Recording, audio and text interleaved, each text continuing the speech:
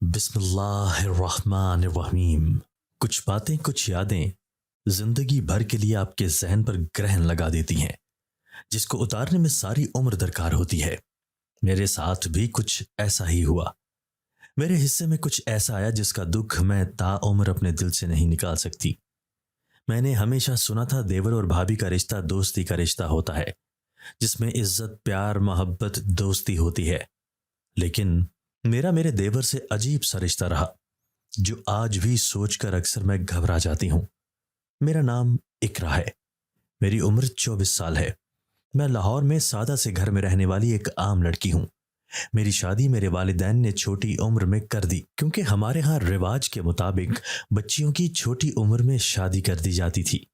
लेकिन मेरे लिए कोई छोटी उम्र का लड़का नहीं मिला, तो मेरे अब्बा ने मेरी शादी एक बड़े उम्र के मर्द शकील से कर दी। इस घर में मेरा निकाह तो साल पहले हुआ। मेरा शौहर मुझसे बहुत प्यार करता था। मेरे घर में मेरी सास, मेरा शौहर और एक पोलियो का मरीज देवर था। मेरे निकाह के कुछ वक्त बाद ही मुझे इल्म हुआ मेरा देवर पोलियो का मरीज है और उसे अक्सर दौरे भी पड़ते थे। इस बात को हम सबसे मेरी सास ने बहुत खूबसूरती से छुपाए रखा। अक्सर औकात रात के वक्त मेरे देवर के कमरे से चीजों की तोड़ फोड़ की आवाजें आती। मेरी सास जल्दी से मेरे देवर के कमरे में जाती और उसके बाद सब ठीक हो जाया करता। कई बार मैं इन आवाजों से डर जाती।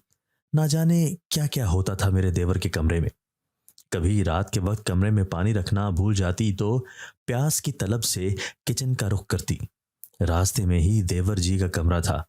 मैं अक्सर वहां कान लगाकर सुनती, लेकिन सिर्फ चीजों की आवाजें आती। उसके अलावा कोई और आवाज सुनने में कभी नहीं आई थी, जिससे मेरा तजस्सुस और भी बढ़ता गया। मैं सास से अक्सर पूछती कि ये आवाजें कैसी हैं, लेकिन वो भी अनजान बन जाती या कभी मुझे झूठा कर देती। मेरी बातें सुनकर मेरी सास को उसकी शादी की बहुत फिक्र रहने लगी और वो मुझसे भी इस परेशानी का जिक्र अक्सर किया करती थी। मेरे देवर दाऊद ने मेरी शादी पर भी कोई चंचल बातें, कोई शोख मिजाजी ना दिखाई। पहले पहल मुझे महसूस हुआ कि वो संजीदा सा बंदा है, लेकिन फिर मुझे उसकी हरकत बहुत अजीब लगने लगी। मेरा देवर दाऊद बहुत अजीब आदत का मालिक था। वो हर वक्त खामोश रहता और अकेले कमरे में बंद रहता। खाने के वक्त बाहर बुलाते तो आता, वरना ज्यादातर सबसे छुपा रहता। काम धंधा कोई करता नहीं था, तभी ज्यादा घर से बाहर भी नहीं निकलता था। मेरी सास मेरे देवर की वजह से बहुत परेशान रहती थी। जब मैंने अपनी सास से पूछा कि आप देवर जी के लिए इतना ज्यादा क्यों परेशान हैं, तो वो आंसू साफ करके खामोश रहती और पोलियो की बीमारी का कहकर टाल देती। मैं भी शुरू शुरू में सब कुछ बहुत गौर से देखती थी, लेकिन फिर मुझे आदत होने लग गई। दाऊद से शुरू में मैंने खुद बात करना चाहिए, लेकिन या तो वो हूं हाँ में जवाब देता या फिर खामोशी से सर हिला देता। मुझे इस बात से भी चिढ़ होने लगी और उसके कमरे से आने वाली आवाजों से पहले ही खौफजदा रहती थी। बाकी मैं अपने घर में खुशपाश थी। मेरा शौहर मेरी बहुत कदर करने वाला था। अक्सर मेरा देवर हम दोनों को प्यार से बातें करते देखता तो आंखों में आंसू लिए अपने कमरे में बंद हो जाता। मुझे महसूस होता कि शायद वो हमसे जल रहा है। कई बार मुझे भी गुस्सा आ जाता और मैं अपने शौहर को इस बात की शिकायत भी करती। मेरा शौहर भी कानों का कच्चा था, तभी वो मेरे देवर को बातें सुनाता रहता। लेकिन मेरा देवर मेरी सास के पल्लू से लगा खामोशी से बातें सुन लेता। मैं अक्सर हैरान होती कि मेरा देवर आगे से कुछ बोलता क्यों नहीं है और मेरी सास मेरे शौहर की बातें सुनाने पर अफसुर्दा क्यों हो जाती है। जबकि वो चाहती तो मेरे शौहर को डांट डपट कर सकती थी, लेकिन उनकी खामोशी मुझे मजीद तफ्तीश में मुब्तला कर देती। मेरी शादी को 5 महीने गुजरे तो मेरे घर अल्लाह ने रहमत बरसा दी। मैं और मेरा शौहर बहुत खुश थे, लेकिन मेरी नज़र अभी भी अपने देवर पर ही टिकी रहती। वो मुझे बहुत अजीब नज़रों से देखता। मुझे उसकी नज़रों से बहुत उलझन महसूस होती थी। कुछ अरसा गुजरा तो मेरा देवर अब कुछ कुछ मुझसे बातचीत करने लगा था। पहली बात उसने मुझसे मुझे मुबारक देने पर की। मैं भी मुरव्वतन मुस्कुरा दी, लेकिन मुझे अपने देवर का मुस्कुराना बहुत अजीब लगा। मैंने उसी कश्मकश में सारा दिन गुजार दिया। रात जब मेरा शौहर घर आया तो मैंने दाऊद के मुतल्लिक बात की। दाऊद को मसला क्या है? आखिर क्यों ऐसे अजीब तरीके से रहता है? मुझे तो बहुत उलझन होती है उसके देखने से। मैं बता रही हूं, ये सब ही रहा तो मुझसे किसी भी किस्म की भी कोई उम्मीद कर रखिएगा। मैंने दो चार बातें सुना देनी हैं देवर जी को। वैसे टांगे कब्र में हैं और हरकतें देखने लायक हैं उनकी। अभी पोलियो के मरीज हैं तो ये हाल है। ठीक होते तो उन्होंने तो जीना ही हराम कर देना था हमारा। मेरा शौहर खामोशी से सब सुनता रहा, फिर उठा और सीधा दाऊद के कमरे में चला गया। वो जो अपनी टांगों की मालिश कर रहा था एकदम बौखला गया। मेरे शौहर ने मेरे देवर को आओ देखा ना ताओ मारना पीटना शुरू कर दिया और मेरा देवर लंगड़ाती टांग के साथ अपना बचाव करने लगा। लेकिन वो एक सेहतमंद आदमी के सामने कितना अपना आप बचा सकता था? मैं दूर खड़ी मुस्कुरा रही थी, या ये कहना बेहतर होगा कि मैं उसकी कमजोरी पर हंस रही थी। उस वक्त मेरे जहन ने काम नहीं किया। मेरी सास आई और मेरे आगे हाथ जोड़ने लगी। बेटा रोक ले शकील को, वरना वो मार डालेगा मेरे बच्चे को। मैंने अपनी सास की किसी बात पर कान नहीं धरा। आखिरकार वो खुद आगे बढ़ी और मेरे देवर को बचाने लगी। लेकिन वो भी एक बूढ़ी औरत थी, कितना बचा सकती थी? शकील का जब जी भर गया तब उसने दाऊद को छोड़ा, लेकिन तब तक शकील दाऊद की अच्छी खासी दुर्गत बना चुका था। मेरा शौहर कमरे में चला गया। वहां ना किसी ने मारने की वजह पूछी, ना शकील ने किसी को वजह बताई। मेरी सास सिसकियों के साथ रोती मेरे देवर के गले लग गई। क्या किया था तुमने? बताओ मुझे मेरे बच्चा। अम्मा मैंने कुछ नहीं किया, कसम ले लो। मैं दूर खड़ी मुस्कुराती रही। मुझे जैसे दिल तक ठंडक पहुंच गई थी। मेरी सास ने एक दुख भरी नजर मेरी तरफ देखा। मैंने मुंह मोड़ लिया। मेरी सास मेरे पास आई और मेरे आगे हाथ जोड़ गई। अक्सर ऐसा होता है जो नजर आता है वैसा नहीं होता बहू। तुम थोड़ा रहम करो इस बेचारे पर। क्या बिगाड़ा है इसने तुम्हारा? मैंने अपनी सास की दुहाइयां सुनी अनसुनी की और उनको नया मशवरा देती कमरे में चली गई कि इनकी शादी कर दें। मेरी सास ने कुछ देर मेरी तरफ देखा और फिर आंसू पोंछती देवर जी को संभालने लगी। मैं अपने कमरे में आई तो शकील गहरी सोच में डूबा हुआ था। मैंने जब उससे पूछा क्या हुआ तो वो खामोशी से मेरी तरफ देखने लगा। मैंने शकील को भी यही मशवरा दिया कि दाऊद की शादी कर दी जाए। तभी वो हाँ में सर हिलाने लगे। मैंने अपने देवर की नजर बद से बचने के लिए खुद पर बहुत से दम दुरूद भी करवाए, तावीज लिए, ताकि मेरे देवर की नजर ना लगे मुझे या मेरे बच्चे को। दिन ऐसे ही गुजरते गए। मेरे घर अल्लाह ने प्यारा सा बेटा दिया। मेरा देवर मेरे बेटे को बहुत प्यार करता। जब जब पोलियो वाले आते वो लाजमी मेरे बेटे को पोलियो के कतरे पिलाता और उसको गले से लगाकर खूब रोता। मुझे उसकी इस अजीब हरकत पर भी हैरानगी होती। कई बार पूछने की कोशिश भी की, लेकिन वो हमेशा ये कह देता कि मुझे अपने भतीजे पर प्यार आता है, बस इसको पोलियो के कतरे लाजमी पिलाने हैं। मैं भी बात को समझते हाँ में सर हिला देती। मेरा देवर जब जब मेरे बेटे को देखता तो कमरे में छुप जाता। मेरा बेटा भी अपने चाचा के साथ बहुत खुश था, तभी वो भी अपने चाचा के बगैर नहीं रहता था। मैं इस बात से भी बहुत तंग होने लगी, क्योंकि जब मेरे बेटे को मेरे देवर की याद आती तब वो चुपकर कमरे में बंद हो जाता। मेरी सास ने मेरे देवर के रिश्ते की बात चलाना शुरू की। अभी मेरा देवर उम्र में 26 साल का था।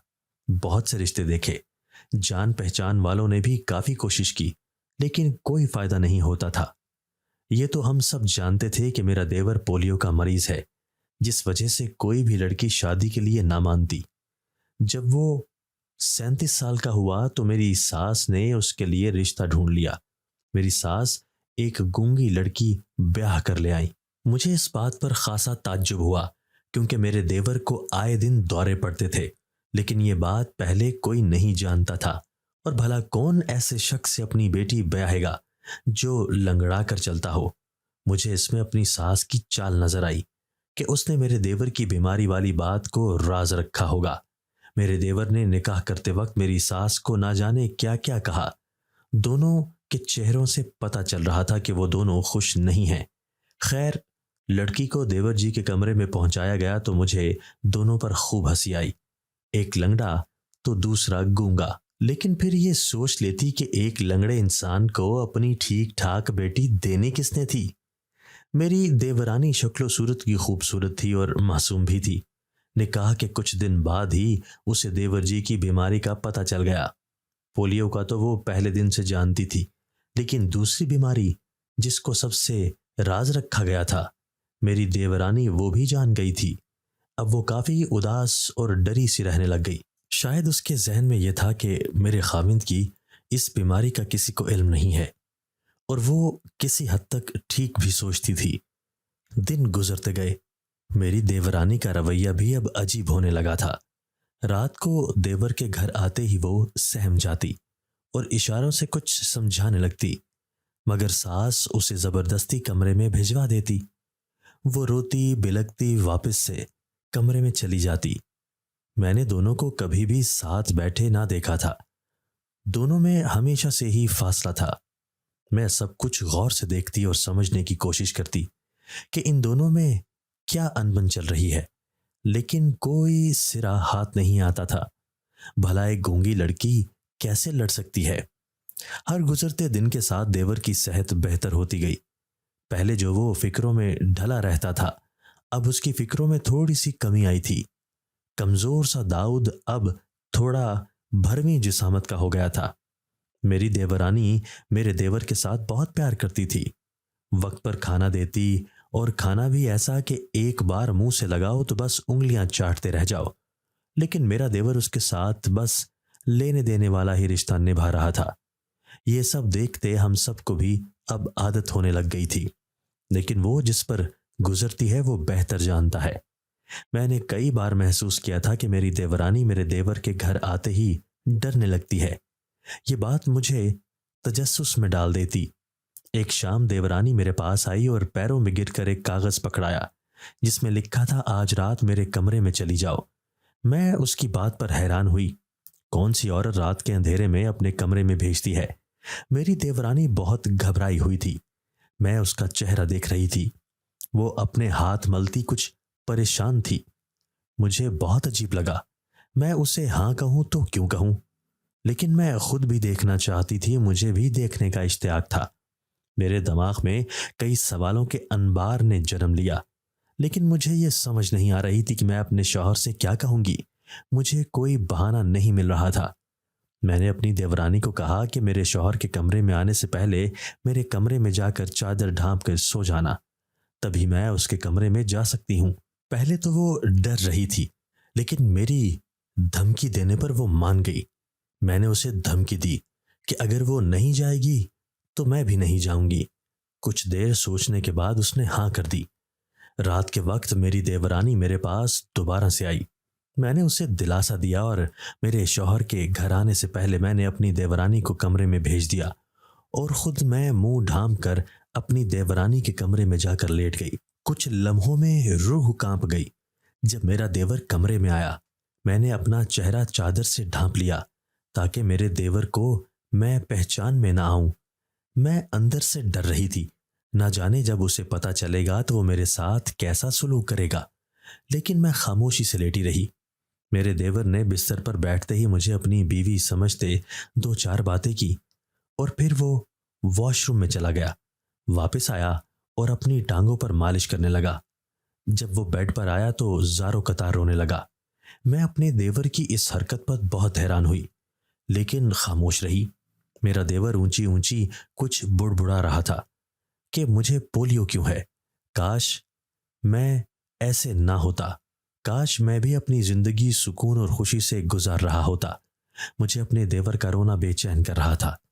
इतने वक्त में मुझे पहली बार अपने देवर का अपनी कमी पर रोना बुरा लग रहा था। लेकिन अगली हरकत ने तो जैसे मेरे जिस्म से रूह तक खींच ली थी। जब मेरा देवर हाँफने लगा, जैसे कोई भूखा शेर अपने शिकारी को देख नाक फैलाए हाँफता है, फिर कभी एक तरफ तो कभी दूसरी तरफ जोर जोर से सर मारने लगा। मुझे अपने देवर से खौफ महसूस होने लगा। एकदम मेरा देवर उठा और तकिए को अपने दांतों में चबाने लगा। उसका ये पागलपन मेरे होश उड़ा गया। मैं आंखें फाड़े अपने देवर की एक एक हरकत को देख रही थी। फिर कुछ सोचते मैं एकदम उठ गई। पहले सोचा क्या करूं, फिर मैं छोटे छोटे कदमों से आगे बढ़ी और मैंने अपने देवर के कंधे पर हाथ रखा। देवर ने जैसे ही मुड़कर देखा तो हैरान परेशान रह गया। ताज्जुब की बात यह थी कि वो मुझे थोड़ी देर गौर से देखने के बाद बिल्कुल ठीक हो गया था। भाभी, आप यहां क्या कर रही हैं? मेरे देवर को जैसे कोई झटका लगा हो। मैंने अपना हाथ पीछे कर लिया। वो बिस्तर से उठा और नजरें झुका ली। मैं खामोशी से डरते हुए उसके पास गई। मैंने उसे हौसला दिया, तसल्ली दी कि तुम परेशान क्यों होते हो।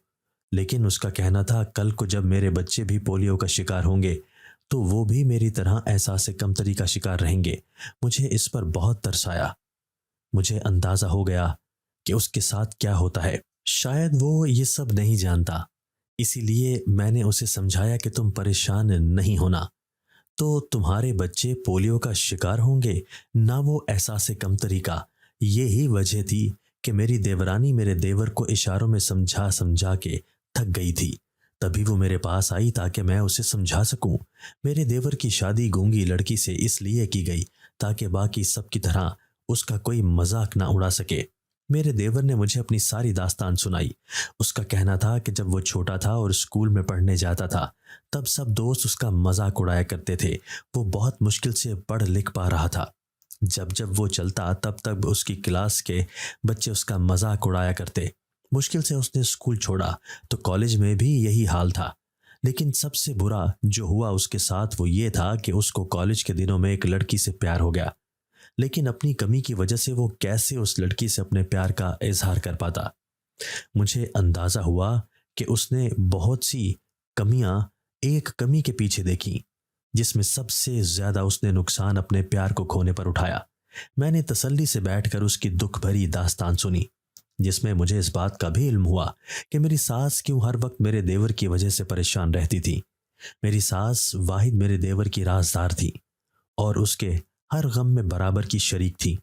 मेरी सास के आंसू और उनकी तकलीफ का मुझे उस वक्त अंदाजा हुआ जब मेरे देवर की दुखी दास्तान सुनी। मेरे देवर ने टांगों की मजबूती के लिए कोई हकीम से तेल मंगवाया था, जिससे उसकी टांगें कुछ बेहतर हुई थी। मैंने अपने देवर से कहकर उसे किसी डॉक्टर को दिखाने का बोला ताकि वो मजीद बेहतर हो सके। वो रात मैंने और मेरे देवर ने जाग कर काटी थी। मुझे पछतावा था और उसे अपना राज बता देने का दुख। मैं सारी रात अपने देवर के बारे में सोचती रही और अल्लाह से माफ़ी मांगती रही। मैं जाने अनजाने में उस मासूम का कितना दिल दुखा चुकी थी जो पहले से ही टूटा हुआ था, मजीद उसको तोड़ दिया था। मैं तहज्जुद तक जागती रही, फिर उठी और वुज़ू किया। मुझे नहीं याद पड़ता था मैंने आखिरी बार कब नमाज पढ़ी थी। दुख से आंखों से आंसू बह निकले। मेरा देवर मुझे बहुत गौर से देख रहा था। मैंने उठकर नमाज पढ़ी और दुआ के लिए हाथ उठा लिए, लेकिन मांगने को कुछ भी न था। क्या मांगती? सब कुछ तो था मेरे पास। किस बात की कमी थी? प्यार करने वाला शौहर, इज्जत करने वाला ससुराल, और क्या चाहिए था मुझे? लेकिन मुझे समझ नहीं आ रहा था आखिर मेरे आंसू गिर क्यों रहे हैं। लेकिन मेरे दिमाग में एक सवाल अधूरा सा घूम रहा था कि क्या मेरे देवर को पोलियो के साथ दौरे भी पड़ते हैं? इस बात का इल्म देवर जी को है भी या नहीं? मैंने दुआ मांगी और चेहरे पर हाथ फेंककर उठ गई।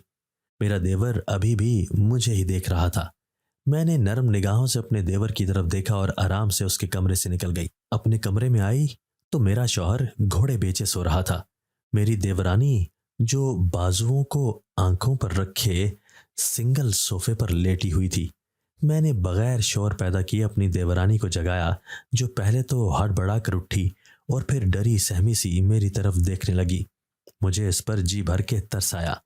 मेरी देवरानी मुझे इशारे से कुछ कहने लगी। आंखों में आंसू लिए वो उस वक्त काबिले रहम थी, जिसके पास अपना दुख बताने के लिए जबान तक न थी। मेरी देवरानी जल्दी से एक कॉपी और पेंसिल ना जाने कहां से ले आई थी।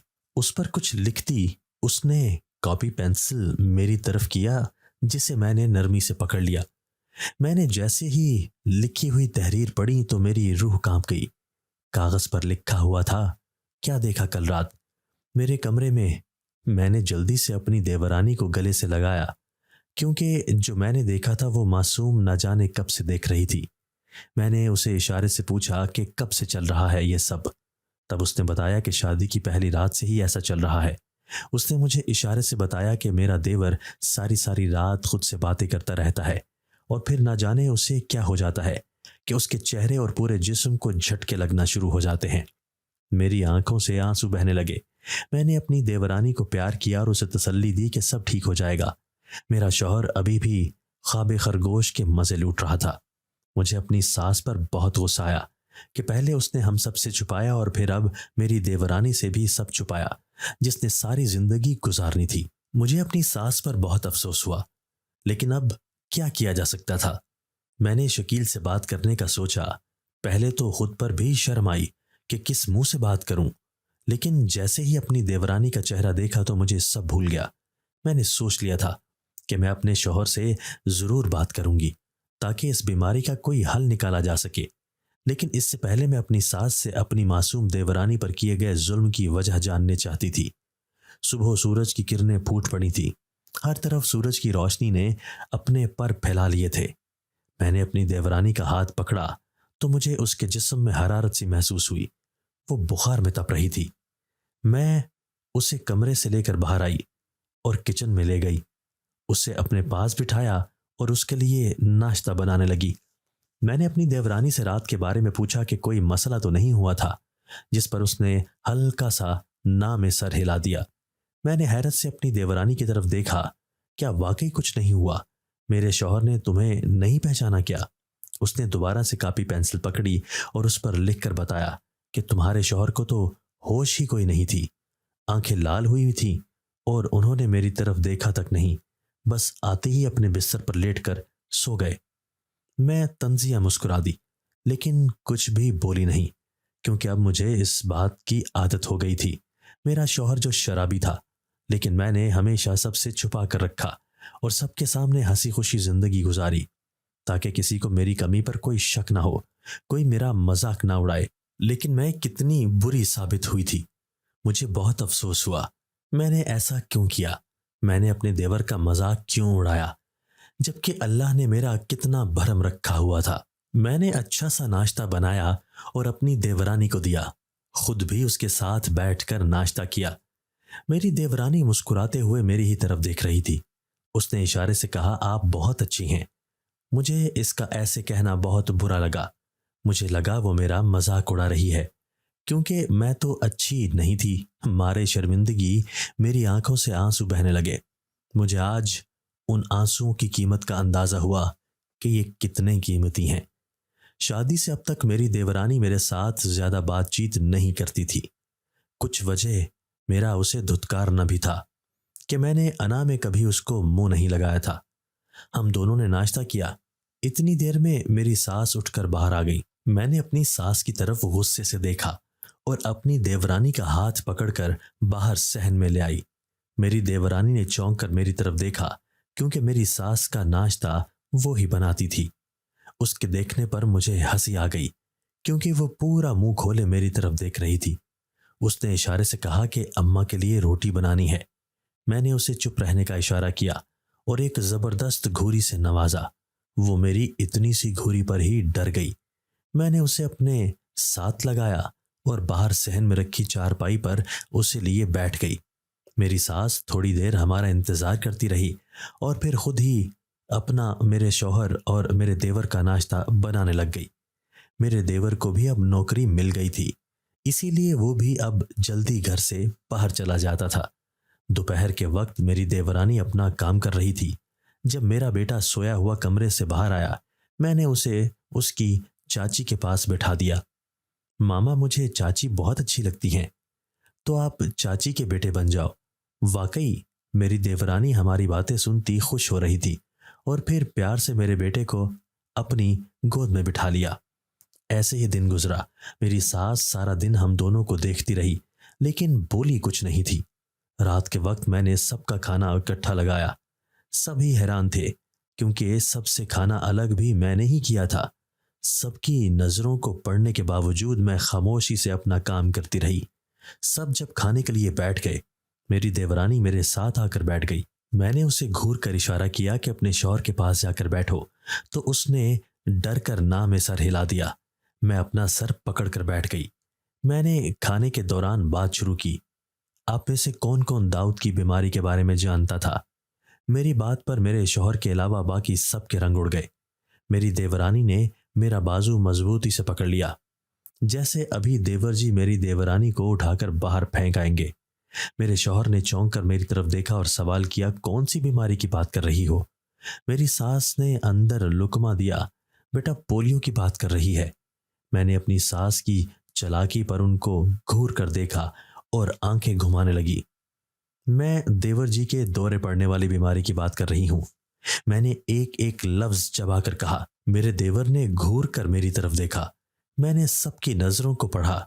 किसी को कुछ भी उल्टा सीधा सोचने की जरूरत नहीं है। इस बीमारी का इलाज भी करवाया जा सकता है और जरूरी नहीं कि हर बात को छुपाया जाए। ये कोई लाइलाज बीमारी नहीं है। मैंने सबको समझाने की कोशिश की। अब देवर जी अकेले नहीं हैं, उनके साथ उनकी बीवी भी है। सब मेरे चेहरे को देखने लगे। मैंने सबको समझाया कि सारी जिंदगी ऐसे नहीं गुजरेगी। मेरी सास मेरी बातें सुनकर फूट फूट कर रो दी। शकील तो दंग था। सब सुनकर मेरा देवर तो मारे शर्मिंदगी के सर भी नहीं उठा पा रहा था। मैंने अपनी देवरानी को अपने देवर के पास जाकर उसे हौसला देने को बोला। ऐसे मौकों पर बीवी ही सबसे ज्यादा करीब महसूस होती है। मैंने अपनी सास से वादा किया कि मैं दाऊद को अच्छे डॉक्टर को दिखाऊंगी। मेरी सास ने भी मेरी बात मान ली। अगले रोज ही मैंने, शकील ने और मेरी देवरानी ने दाऊद को डॉक्टर को दिखाया तो पता चला कि उसने अपने जहन में कोई सदमा लिया है। तभी वो डिप्रेशन का शिकार हो गया है। हर वक्त की सोचें और परेशानी अब सर पर सवार कर लेने से उसको डिप्रेशन हो गया है। तभी इसे झटके भी लगते हैं। डॉक्टर ने कुछ टेस्ट लिख कर दिए, जिनमें MRI और 2 टेस्ट और थे, ताकि पता चल सके कि दिमाग किस हद तक डैमेज हो चुका है। मेरा देवर बहुत घबरा रहा था, लेकिन हमारे तसल्ली देने पर वो टेस्ट करवाने पर मान गया। इस अरसे में सब दाऊद के साथ साथ थे। कोई भी उसका मजाक नहीं उड़ा रहा था, जिससे वो भी कुछ पुरसुकून हो गया था। टेस्ट की रिपोर्ट से पता चला कि टेंशन लेने की वजह से उसके दिमाग की पिछली कुछ नाड़ें पिचक गई हैं। तभी जब जब दिमाग पर जोर डालता है तो दाऊद को झटके लगने लगते हैं। डॉक्टर ने मेरे देवर को अच्छी दवाई लिख कर दी और उसे रोजाना खाने का बोला। सुबह की सैर और कुछ परहेज भी करने को बोला, जिससे मेरे देवर को काफी फर्क भी पड़ा। शुरू शुरू में उसे बहुत मुश्किल का सामना करना पड़ा, लेकिन हमारा साथ पाकर वो खुद भी उम्मीद बांधने लगा। मेरी देवरानी मेरे इस एहसान पर मेरी बहुत मशकूर थी, लेकिन मुझे आज भी खुद से शर्मिंदगी महसूस होती है। मैं एक इंसान होकर दूसरे इंसान की तकलीफ ना समझ सकी, लेकिन मेरा घर आज हंसता भसता घर बन गया है और जो मुझे सजा मिलनी थी वो मेरे शौहर के शराबी बनने से मिल गई थी। दोस्तों, अगर आपको आज की हमारी ये वीडियो पसंद आई है तो इसे लाइक कीजिए और इसे अपने प्यारों के साथ शेयर जरूर कीजिएगा। और हाँ, अगर आपने अभी तक हमारा चैनल सब्सक्राइब नहीं किया तो हमारा चैनल सब्सक्राइब कर दीजिए और बेल आइकन भी प्रेस कर दीजिए, ताकि हमारी हर नई आने वाली वीडियो आपको बर वक्त मिल सके। अल्लाह हाफिज।